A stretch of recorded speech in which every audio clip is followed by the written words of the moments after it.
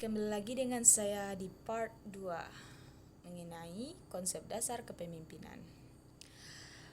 Pertanyaan yang harus kita jawab sekarang adalah apa saja unsur-unsur kepemimpinan itu. Yang jelas ada 3 unsur utama. Ada followers, ada leader, dan ada goal. Artinya apa? Dalam kepemimpinan harus ada unsur tersebut. Ada pengikut atau followers, ada leadernya atau pemimpinnya, serta ada goalnya atau tujuannya. Mustahil kalau tidak ada tujuan, maka kita tidak akan memimpin orang-orang di belakang kita untuk apa kalau tidak ada tujuannya. Nah, kepemimpinan melibatkan banyak orang, melibatkan kekuasaan yaitu leader. Kepemimpinan ini mengenai nilai kepemimpinan terkait dengan seberapa besar kemampuan dari seorang leader atau pemimpin bisa mempengaruhi followers atau pengikutnya agar mau melakukan apa saja terhadap pemimpinnya. Apa saja kemauan pemimpinnya. Ketiga ini tergabung dan saling mempengaruhi agar terbentuknya tujuan atau agar tercapainya tujuan. Jadi, apa yang ingin dicapai sebenarnya? Nah, setiap lembaga atau setiap individu mempunyai tujuan. Mustahil tidak mempunyai tujuan. Sekarang bagaimana konsepsi itu terbentuk? Leader memberikan influence yang baik agar tujuan masing-masing orang itu tidak dipungut. Tapi bagaimana tujuan pribadi atau tujuan individu berada di level kedua setelah tujuan utama dari organisasi tersebut. Maksudnya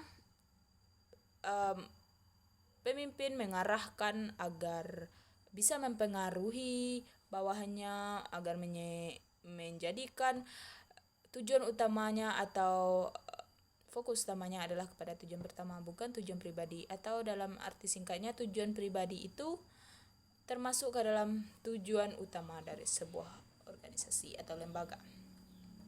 Atau memprioritaskan tujuan utama dari organisasi di atas tujuan pribadi tadi.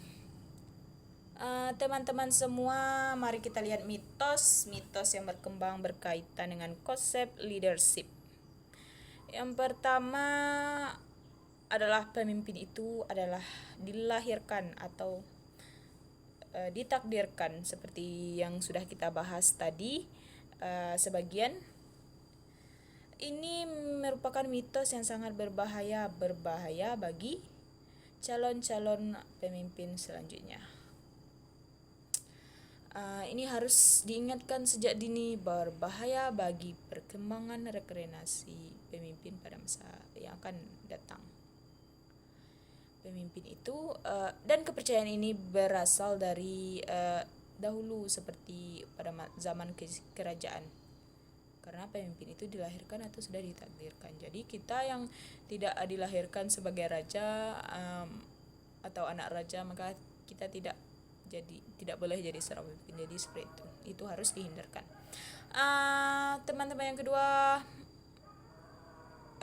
semua, yang kedua adalah mitos the full season, yang artinya bahwa sekali saja seorang menjadi seorang pemimpin, maka dia menjadi pemimpin untuk seterusnya.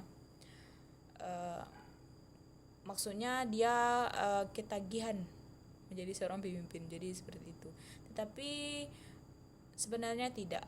Apabila sudah habis masa jabatannya, maka seorang pemimpin itu harus mundur ataupun keluar. Tidak selama-lamanya menjadi seorang pemimpin, tidak. Tetapi seiring perkembangannya zaman atau berubahnya waktu ataupun suasana, maka akan berubah juga. Jadi ini tidak permanen. Dan mitos yang ketiga adalah mitos the item city, artinya seorang harus tegas. Sebenarnya tidak harus tegas, marah-marah, ataupun tidak harus sangar seorang pemimpin. Contohnya saja seperti pada zaman Rasulullah SAW, bagaimana cara dia memimpin, seperti beliau tidak pernah marah-marah, beliau tidak beliau dalam memimpin lemah lembut, ramah. Seperti pada saat musuhnya melemparkan batu kepadanya, menuangkan kotoran ataupun mencaci maki beliau, tetapi beliau tetap memberikan senyuman. Contoh yang kedua ada juga pada saat itu, pada zaman kekhalifahan, ada seorang yang buta. Beliau semasa hidupnya diberikan makanan, nasi setiap pagi, dipijit, tetapi dalam masa hidup beliau tidak tahu kalau itu adalah Rasulullah yang melakukannya. Tetap pada masa hidupnya pada masa dia sebelum buta mungkin, dia selalu mencaci maki Rasulullah. Jadi Rasulullah tetap baik terhadapnya. Ada juga saat musuhnya sakit, Rasulullah lah yang pertama sekali menjenguknya. Jadi sifat Rasulullah itu memimpin dengan cara lemah lembut, tidak dengan kekerasan. Karena kalau kita lihat, apabila memimpin dengan cara kekerasan, maka karyawan itu mungkin akan terpaksa melakukan pekerjaan selanjutnya. Awalnya sih iya, tetapi kalau kita sudah marah-marah, sudah sangar kepada mereka, maka dia terpaksa tidak rela mungkin bekerja, tidak suka rela lagi. Jadi kita perlukan safe sense of belonging, rasa kekeluargaan di sini. Jadi begitu. Tidak perlu marah-marah, karena kemarahan akan mengurangi kualitas dari suatu pekerjaan, akan berdampak terus-menerus.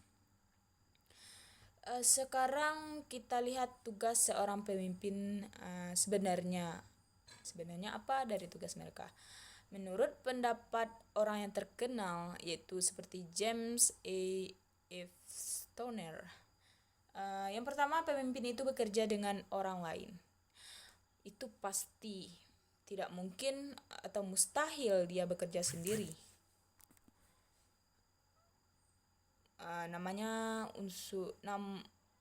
Karena pemimpin itu memerlukan followers, memerlukan goal atau memerlukan tujuan yang ingin dicapai. Maka dia butuh orang lain untuk melakukan tersebut, mustahil diri dia sendiri. Yang kedua, pemimpin adalah tanggung jawab dan mempertanggungjawabkan atau accountability bukan satu hal yang mudah. Bukan seenaknya saja menjadi seorang pemimpin, bukan enaknya saja maksudnya. Maka pemimpin harus mempertanggungjawabkan terhadap lembaga, terhadap orang lain, terhadap karyawan yang diperintahkannya atau dipimpinnya.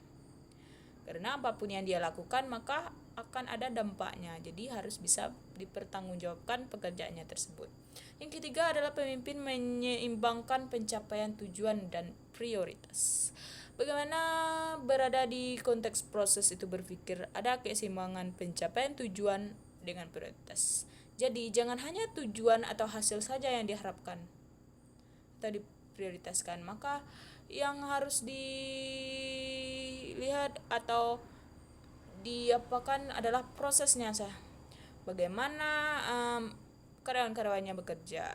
Kita harus menghargai mereka, harus melihat atau